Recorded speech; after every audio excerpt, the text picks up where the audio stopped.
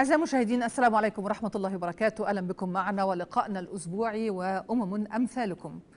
هذه الحلقات اللي احنا ابتديناها منذ فترة طويلة جدا، وكان الغرض الأساسي والرئيسي بالنسبة لنا هو أن نتعرف على المملكة الحيوانية بكل أبعادها، سواء الحيوانات البرية، البحرية، الطيور. والحقيقة كل حلقة بنقدمها بنتعرف على معلومات جديدة وبنتعرف على كائنات أغلبنا ما يعرفهاش. عالم كبير جدا، القدرة الإلهية فيه عظيمة جدا جدا جدا.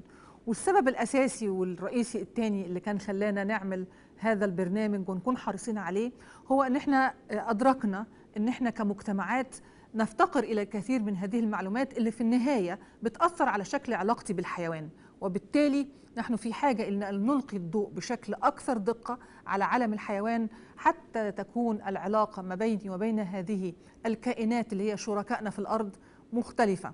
حرصا مننا على فكرة التعرف على مخلوقات الله، حرصا على نشر مبادئ الرفق بالحيوان بشكل أكبر وكسر هذه العلاقات. للأسف البعض منها تحول إلى الخوف والرهبة وربما إلى الكره نتيجة قلة المعلومات أو خطأ المعلومات التي تعرض. فبنحاول دائما من خلال حلقات برنامجنا أن احنا نقترب من شركائنا في الأرض ونتعرف عليهم بشكل أفضل. النهاردة هيكون عندنا حلقة مختلفة ومتميزة بندخل فيها إلى عالم البحار، عالم شديد الإبهار.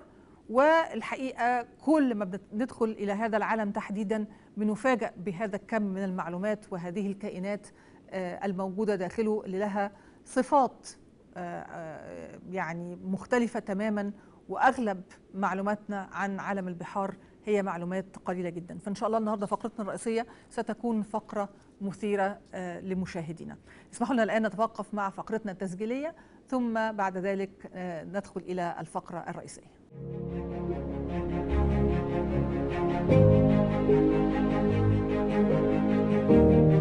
الرخويات مخلوقات لا عمود فقري لها، لكنها تمتلك أسرار تخطف الأنفاس.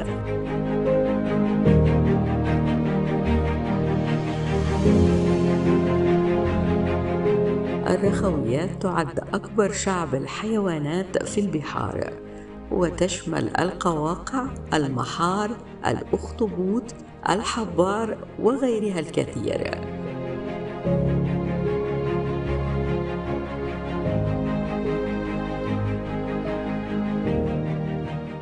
تكوينها مرن جدا من حيث الشكل، بعضها سباح حر وبعضها يعيش مدفونا بالرواسب أو معلقا على الصخور. الرخويات البحرية مهمة للبيئة البحرية من حيث التنقية واستقرار الرواسب وتوفير مأوى للعديد من الكائنات الأخرى.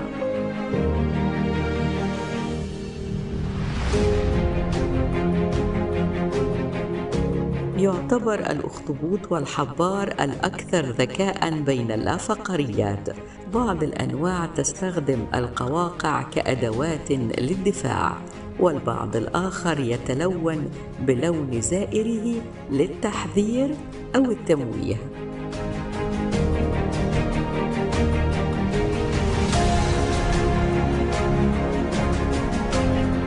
الرخويات تقوم بدور المنظف، حيث تحفر في الرواسب وترشح المياه وتحافظ على نظافة البيئة البحرية. ونرى سوياً أن مملكة الرخويات وهذه الكائنات التي تبدو بسيطة للوهلة الأولى، لكنها تحمل في حشواتها محطات إبداع طبيعية وأدوار بيئية كبيرة.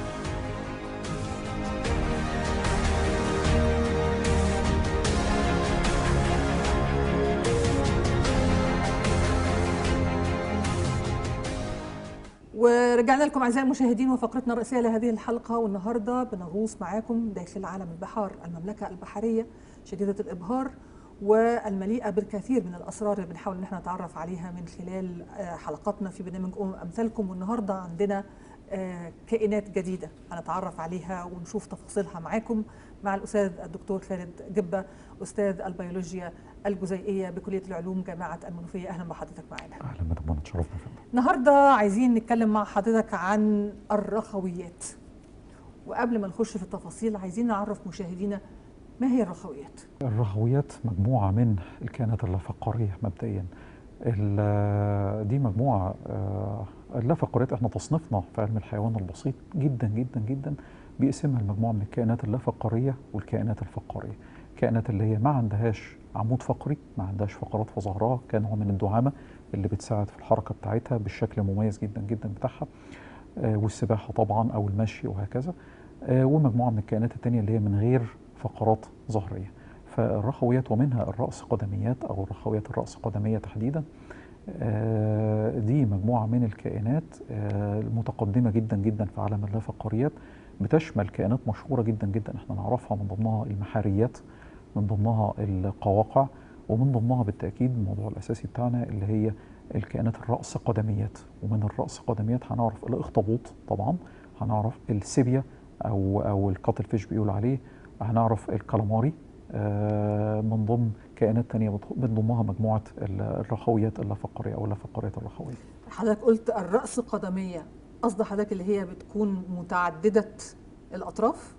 الحقيقة إن مجموعة الرأس قدميات هم بيقولوا عليها بالإنجليش السيفالوبودز، أو باللاتيني بقى بمعنى أدق اللي هي السيفالوبودا، اللي هي مجموعة من الكائنات يبدو أن الرأس بتاعها ملتحم في الأقدام بتاعتها أو في الزوائد بتاعتها. هو مش الرأس بالظبط، هو الرأس والكتلة الحشوية اللي هي كتلة الأحشاء بتاعتها، بيكون الشكل زي الأخطبوط كده، زي ما يكون رأس مرتبطة بالزوائد الحركية بتاعته، فمنه بيسموه الاسم المتميز ده اللي هو السيفالوبودز أو اللي هي الرأس قدميات. تمام. طيب عايزين نبتدي بقى نتكلم بشكل تفصيلي عن الرخويات. هل هي أنواع متعددة؟ هل هي مصنفة؟ ولا كلها بتأتي تحت فقط كلمة الرخويات؟ ولا تحت هذا التصنيف في مسميات أخرى؟ أماكن تواجدها، يعني نبدأ نغوص بقى في عالم الرخويات ونتعرف عنه بشكل أكثر قربا. الرخويات بشكل عام منتشرة في أكثر أنواع البيئات المائية، مش عايز أقول المياه العذبة أو المياه المالحة، بالعكس يعني موجودة في الاثنين. يعني احنا مثلا عندنا في المياه العذبة نعرف محار النيلي، نعرف القواقع النيلية. في المياه المالحة في برضو أنواع كتيرة جدا من المحاريات، محار اللؤلؤ على سبيل المثال، وأنواع تانية من المحاريات. في الأخطبوطات، في الكاتل فيش زي ما كنا بنقول اللي هي السيبيا يعني، أو في السكويدز اللي هي زي الكالاماري وكده. فهي منتشرة في كل البيئات المائية للأرض من القطب للقطب حرفيا، في المياه العذبة أو في المياه المالحة أو المياه المتوسطة الملوحة. دي مجموعة من الكائنات منتشرة وناجحة جدا جدا في المياه الأرضية بشكل عام. مش عايز أقول يعني يرجع تاريخها لفوق ال 500 مليون سنة تقريبا على كوكب الأرض.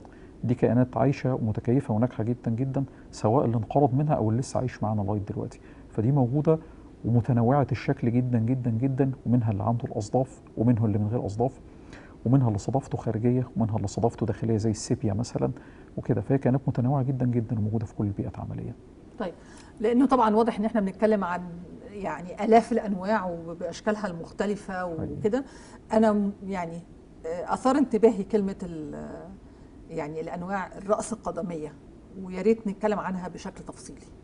طيب الرأس قدميات يعني هي أعتقد أنها من المجموعات اللي هي محبوبة قوي قوي في الأكل في كل العالم، بالذات يمكن المنطقة بتاعتنا بتاعت البحر المتوسط.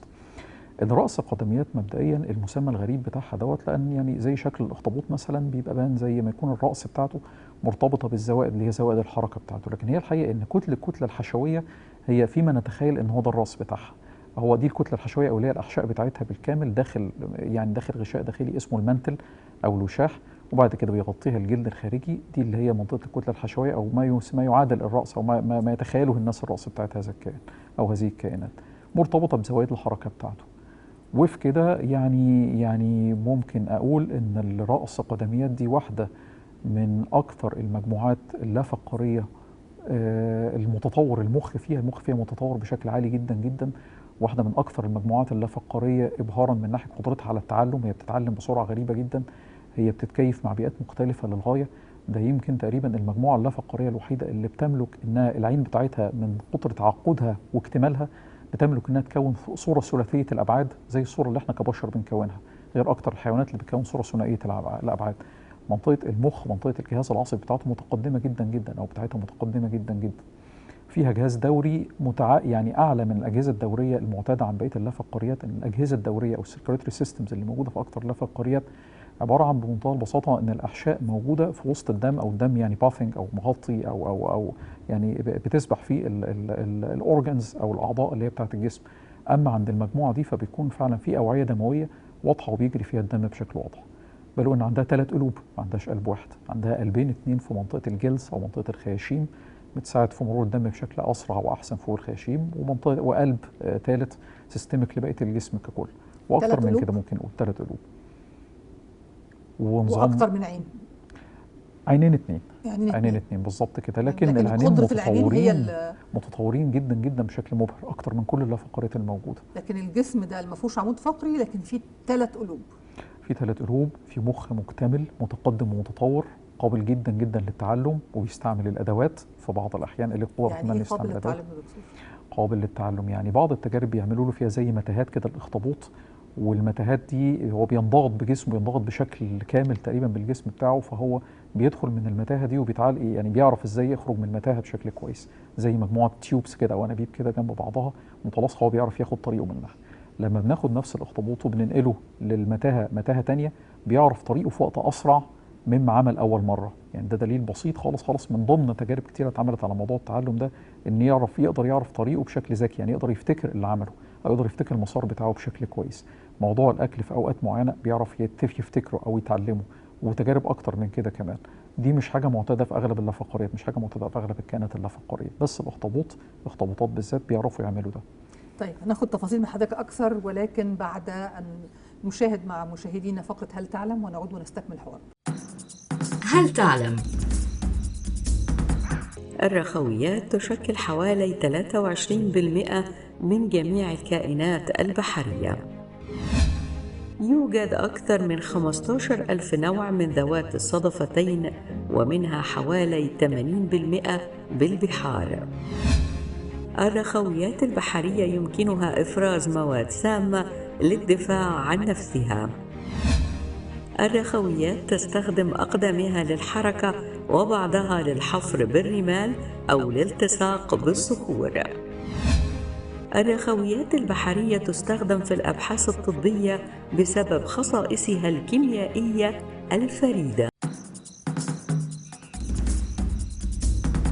عودة مرة تانية أعزائي المشاهدين لاستوديو الفضائية المصرية، برنامج أمثالكم، وهذه الفقرة التي نتكلم فيها عن الرخويات البحرية، وتخيرنا تحديدا الحيوانات أو الأسماك اللافقارية منها، ومعلومات كالعادة مثيرة جدا عن أعضاء المملكة البحرية وتحديدا اللافقاريات. وحضرتك كنا بنتكلم قبل الفاصل على طول، وتكلمنا عن الأخطبوط تحديدا، وقلنا بيمتلك 3 قلوب بالظبط كده، وعينين إمكانياتها متقدمة جدا كما أنه كائن قابل للتعلم. أكيد. الفكرة اللي جاءت من وراء إجراء هذه النوعية من الأبحاث على يعني ما الذي قاد العلماء لفكرة أن احنا نعرف إذا كان يمكن أن يكون هذا الكائن ذكي ولا لا، إذا كان عنده قدرة على التعلم أو لا؟ خليني أقول لحضرتك إن هي يعني الذكاء عند الكائن ده يعني بيغطي جوانب كتير أكتر من مجرد التعلم. يعني أنا ممكن أعتبر مثلا الاستجابة السريعة وتغيير الألوان اللي هو بيملكه هذا الكائن بشكل إرادي بالكامل، ده نوع من أنواع الذكاء، ده نوع من أنواع القدرة تغيير الألوان. تغيير ألوان الجسم بسبب؟ طب أنا ممكن أزود لحضرتك برضه أقول ده ممكن يغير شكل الجسم كله بالكامل، وياخد أشكال مقاربة لكائنات مختلفة على سبيل إخافة الأعداء أو إخافة الفرائس حتى، ده برضه موجود عنده، أو التماهي مع البيئة، ده أعتقد نوع من الذكاء، ده بالتأكيد نوع من الذكاء. أكيد. فأنا مثلا دلوقتي اللي هو يعني لما بيسبح على القاع في بعض الأحيان نلاقوا إنه بياخد شكل وتركيبة معينة كده من الجسم، ممكن تكون في بعض الأحيان شبه التعابين البحرية. والتعابين البحرية تعابين سامة شديدة السم، يعني التعابين دي من عائلة الكبرى، مجموعة الكبرى، أو يعني تنتمي لنفس العائلة اللي اسمها الإيلابيدي اللي منها الكبرى شديدة السمية. فلما كائن يشوف إن في تعبان بحري جاي بيتجه ناحيته بالتأكيد هيهرب على طول، بالتأكيد هيتفاداه. ممكن بتاخد شكل معين أشبه ببعض الأسماك القاعية وهي بتسبح، بتغير شكل جسمها يبقى قريب شوية من المنظر بتاع الأسماك القاعية وبتسبح. بيحاول إنه يعمل هذه الأشكال، يا إما نوع من إخافة اعضاء اخرى، يعني اسماك اخرى او كائنات اخرى معاه بحريه، او التخفي لعدم قدرته انه يتعامل مع هذا المفترس اللي هو ممكن يقضي عليه، فبالتالي بيغير عنده قدره على تغيير شكله ولونه علشان يخدع الكائن الاخر اللي هو ممكن يهاجمه او يفترسه او يتغذى عليه. حقيقي وبشكل مبهر الحقيقه، لان هو يعني بيقدر ان هو يغير لونه بشكل ارادي بالكامل. خليني اقول لحضرتك ان احنا مثلا كبشر زي كائنات تانية كتير عندنا الخلايا الصبغيه اللي موجوده في الجلد بتاعنا. الخلايا الصبغيه فيها ماده الميلانين اللي هو لونها اسمر. مع الشمس القويه مثلا ممكن الخلايا الصبغيه دي بتفرد على الجسم فتدي لون اقطم شويه، لون الجلد اقطم شويه. او مع الاضاءه الاخف ممكن تنكمش على نفسها، وبالتالي يبقى الموضوع اخف في الدرجه اللونيه شويه. بس احنا ما بنعملش ده بشكل ارادي، مش كده، احنا بنعمل الموضوع ده مجرد استجابه للظروف البيئيه المحيطه لا اكثر ولا اقل. اما عند الكائن ده فعنده الخلايا الصبغيه في جسمه اسمها الكروماتوفورز. بتكلم بقى على الاخطبوط او بتكلم على السيبيا، بتكلم على اكثر انواع السيفالوبودز اللي هي رخويه الجسم. الخلايا اللي هي الصبغيه بتاعته او الكروماتوفورز دي زي ما بيسموها، كل خليه عباره عن عضو عضلي عصبي كامل متكامل، بتحيط بيه شبكه من الاعصاب، بتحيط بيه شبكه من العضلات، في استجابه مباشره للجهاز العصبي بتاع هذا الكائن. فدلوقتي مثلا لو هو بيتحرك فوق ارضيه اللون بتاعها نقول احمر زي الشعاب المرجانيه على سبيل المثال، وفي كائن مختزي فلناخد احد انواع اسماك الشارك مثلا او انواع اسماك القرش جايه تهجم عليه، فاللي هو بيعمله دلوقتي ان هو بيتابع او بيشوف الوان الحاجه اللي موجوده حواليه، وبعد كده بيحرك بالجهاز بواسطه تحكم عصبي كامل وتحكم عضلي الخلايا اللي هي لها اللون اللي هو قريب من اللون اللي هو مشابه للشعب المرجانيه زي اللون الاحمر مثلا، وبيخلي الخلايا دي تزيد حجما او تنقبض حجما، تنقبض عفوا فيزيد الحجم بتاعها فتغطي الجسم كله فيتحول الجسم كله اللون الاحمر ده. اتحرك لمنطقه تانية من نفس الشعب وبشكل لحظي اللون بتاعها فضي، فبرضه بتحكم ارادي بالكامل بيرسل الاشاره لمجموعه الخلايا اللي هي الكروماتوفورز اللي هي الجلديه دي، اللي هي اللون بتاعها الاريديسنت او اللون بتاعها اللي هو اللامع ده، ان هي اللي تنقبض العضلات بتاعتها فتزيد في الحجم كتير فتغطي الجلد فيبقى اللون بتاعه اللي هو اللون الاريديسنت اللي حواليه. يعني القصد في الموضوع بيعمل عمليه على فكره بشكل لحظي، احنا في البحر الاحمر ممكن بنشوف الكلام ده بعيننا، الاخطبوط بيتحرك في منطقه معينه بيغير اللون بتاعه بشكل سريع جدا، بشكل فائق السرعه الحقيقه. فكل الكلام ده تحت تحكم عصبي ارادي خاص بيه هو وواضح جدا جدا. ده احنا بنتكلم بس على تغيير اللون، ما اتكلمناش على تغيير الاشكال كمان اللي احنا كنا قلنا عليها من شويه، عشان يهرب من البريدتورز بتوعه او اللي هم مغتازين عليه، او عشان يهاجم الفرايز بتاعته بشكل يديها خوف اكتر او يخيفها بشكل اكتر، او حتى في بعض الاحيان بيقولوا ان او في دراسات لقت ان تغير اللون اللي بيعمله ده ممكن بيشير لعلامات سلوكيه فيه.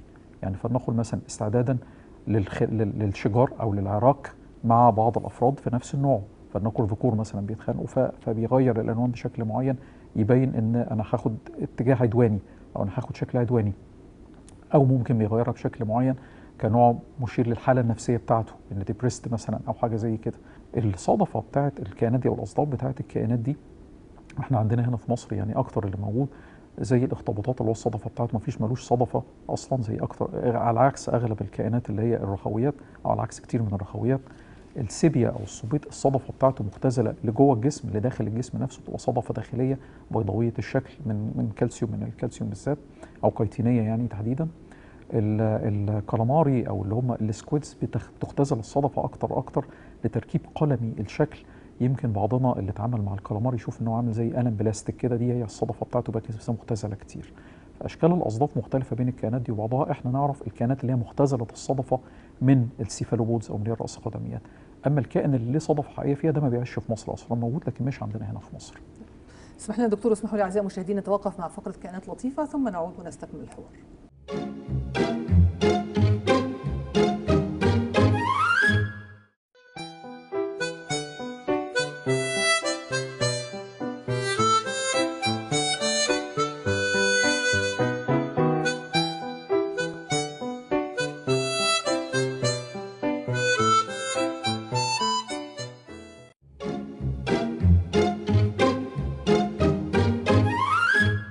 أهلا بكم مرة أخرى أعزائي المشاهدين، ونستكمل حوارنا من هذا اللقاء والذي نتكلم فيه عن الرخويات وتحديدا الكائنات الرأس قدمية اللي احنا بنعرفها زي الأخطبوط، زي الصبيط، زي الكاليماري، يعني هذه الأنواع من الكائنات البحرية اللي ظهر أن لها تفاصيل كثيرة جدا في الأغلب لم نكن نعرفها من قبل.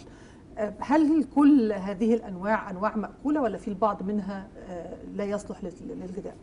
عمليا اكترها مأكول بالتأكيد، اما يعني استثناءات قليلة جدا جدا يعني، واستثناءات حتى يعني نقول فردية شوية، يعني بمعنى في بعض انواع الاخطبوطات ممكن باغتذائها على كائنات سامة ممكن هي نفسها تراكم بعض السموم جواها، لكن دي بقول هي حالة فردية شوية.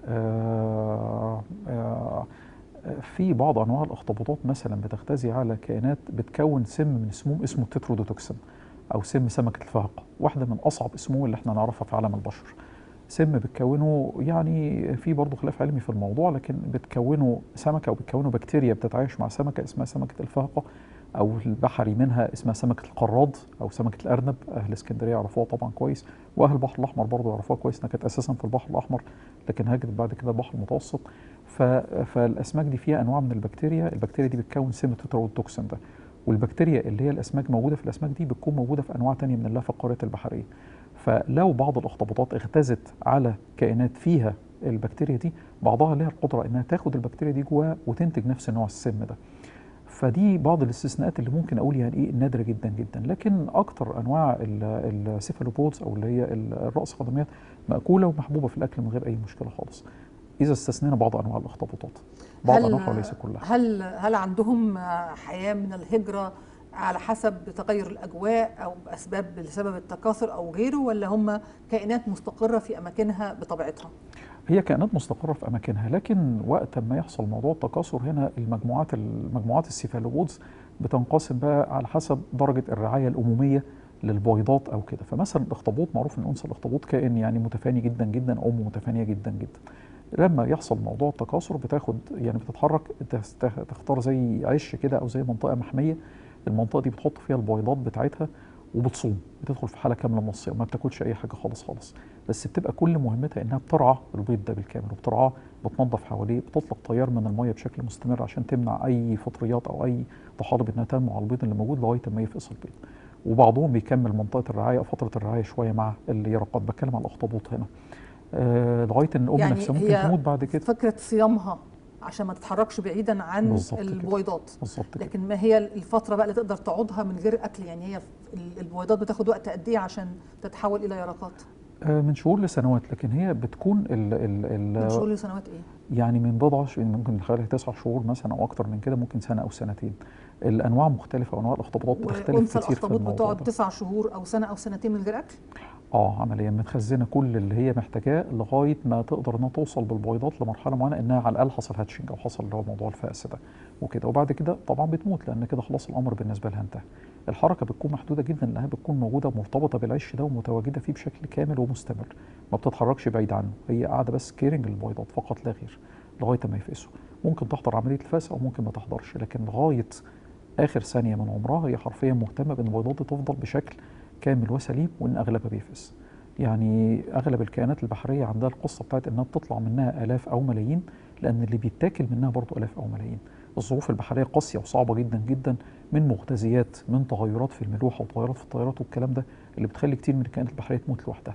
فيعني الاستراتيجيه الاساسيه في القصه اللي زي دي، الاستراتيجيه التكاثريه الرئيسيه في الحاجه اللي زي دي، ان بتطلع الاف او ملايين من اليرقات عشان اوريدي الاف او ملايين منهم بيموتوا، فاللي بيبقى بيقدر ان هو يكمل بوبيليشن ويكمل العشيره دي بشكل كويس.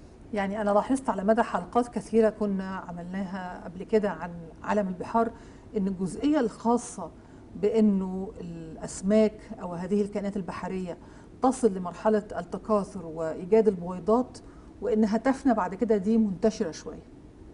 احنا اتكلمنا يعني في حلقة سابقة لو حضرتك تتذكري عن تعابين السمك وحكينا اللي بيحصل فيه، واتكلمنا دلوقتي على الاخطبوطات واللي بتعمله. على فكره الاخطبوطات متفرده شويه في الحته دي، يعني السيبيا مثلا ما بتديش الرعايه الابويه دي ولا الاموميه دي خالص، مجرد بيتحط البيضات وانتهى الامر بالنسبه لها.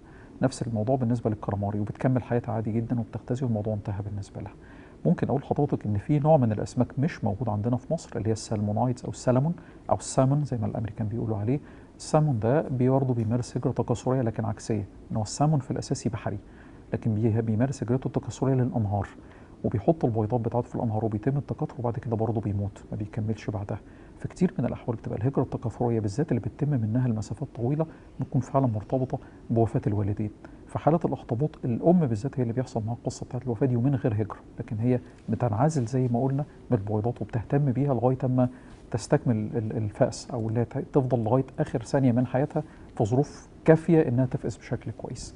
فحكاية الوفاة المرتبطة بالتكاثر ده كتير جدا في عالم الكائنات البحرية حقيقة يعني تفاصيل كثيرة وجديدة وغريبة وبتستدعي ان احنا نتوقف امام هذا الخلق العظيم اللي ربنا يعني وضعه، وهذا التباين الرهيب اللي موجود في المملكة الحيوانية بشكل كامل. وإذا تكلمنا عن مملكة البحار تحديدا فهو عالم قائم بذاته بتفاصيل شديدة الإبهار، زي ما تعرفنا النهاردة، وهو كائن واحد من مجموعة كائنات تأتي تحت كلمة الرخويات. فيعني احنا تحدثنا فقط النهاردة عن ما يطلق عليهم الرأس القدميات، اللي هو الرأس مرتبط بالجسم أو بالأقدام مباشرة يعني. فهذه التفاصيل أعتقد يمكن أغلبنا ممكن ما يكونش يعرفها، وأغلبنا وهو قاعد بياكل هذا الكائن ما عندوش هذه المعلومة. وفكرة هذه النوعية من الأمومة اللي هي للحظة الأخيرة المهمة عندها إنها تضع البويضات، إنها ترعاها حتى تتأكد من فقسها أو إنها تتحول إلى رقات ثم تفنى، كلها تفاصيل ربانية غير عادية. في ختام لقائي اسمحوا لي أن أشكر ضيفي في هذا اللقاء الأستاذ الدكتور خالد جبة. بشكر حضرتك شكرا جزيلا على وجودك معنا النهارده من خلال هذا اللقاء. شكرا جزيلا لحضرتك. دلوقتي أعزائي المشاهدين ده ميعادنا مع لقطة الأسبوع.